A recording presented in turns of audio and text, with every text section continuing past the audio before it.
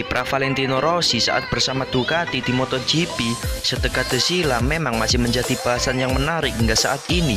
Selama MotoGP musim 2011 dan 2012, Valentino Rossi hanya berhasil meraih 3 podium tanpa satupun kemenangan balapan.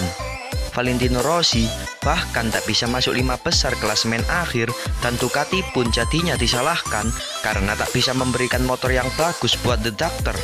Banyak yang membandingkan bagaimana performa Ducati saat itu yang dibela Valentino Rossi dengan sekarang yang punya motor juara di MotoGP.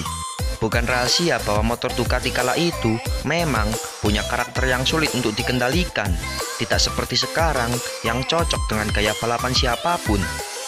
Lalu, seperti apa motor Valentino Rossi kala itu hingga tak bisa kompetitif? Hanya satu orang yang bisa menjawabnya. Dialah Michel Pirro, orang yang paling tahu dan merasakan sendiri perbedaan motor Ducati saat itu dan sekarang. Michel Pirro hanya setahun saja menjadi pembalap reguler MotoGP, tepatnya masuk pada CRT bersama FTR pada 2012 silam. Itu menjadi musim terakhir Rossi bersama Ducati di MotoGP, sekaligus jadi satu-satunya musim reguler buat Pirro. Sayangnya, Pirro harus memupus keinginannya meneruskan balapan di MotoGP.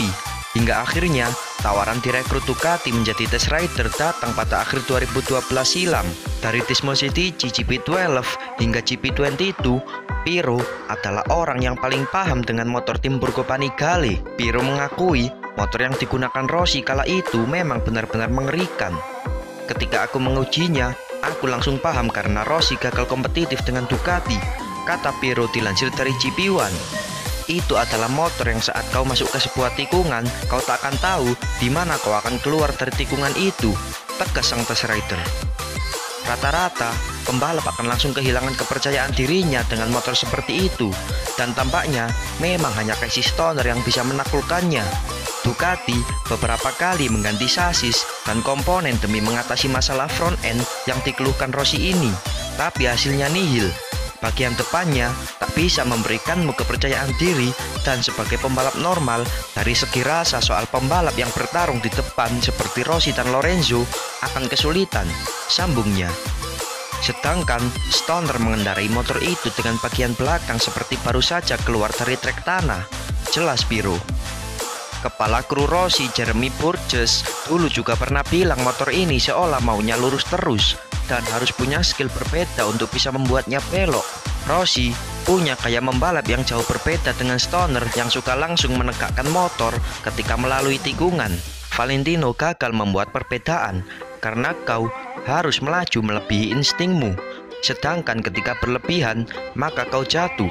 Jika kau seperti maju setengah langkah tapi harus mundur 2 langkah, ketika pembalap kehilangan kepercayaan diri, dia akan menderita, jelasnya. Pada 2013, Ducati merekrut Gigi Dall'Igna untuk mengembalikan nama baik Ducati setelah gagal bersama The Doctor. Lalu, pada 2015, Dall'Igna baru mengeluarkan motor baru dengan konsep yang dibuatnya sendiri, berbeda dari sebelumnya. Setelah itu, performa Ducati menanjak signifikan dari tahun ke tahun. Pasalnya, mereka berhasil mengantarkan pembalapnya Andrea Dovizioso menjadi runner-up MotoGP 3 tahun berturut-turut dan menjadi rival utama Marc Marquez kala itu. Puncak kejayaan Ducati terjadi di musim 2022, di mana mereka berhasil meraih titel juara dunia pembalap bersama Francesco Bagnaia dan mengakhiri puasa gelar selama 15 tahun setelah Casey Stoner pada 2007 silam.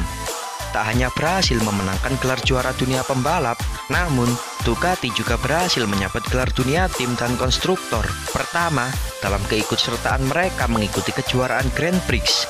Hal ini membuktikan bahwa motor Ducati Tesmo Citici era sekarang jauh lebih baik jika dibandingkan dengan era Valentino Rossi dulu.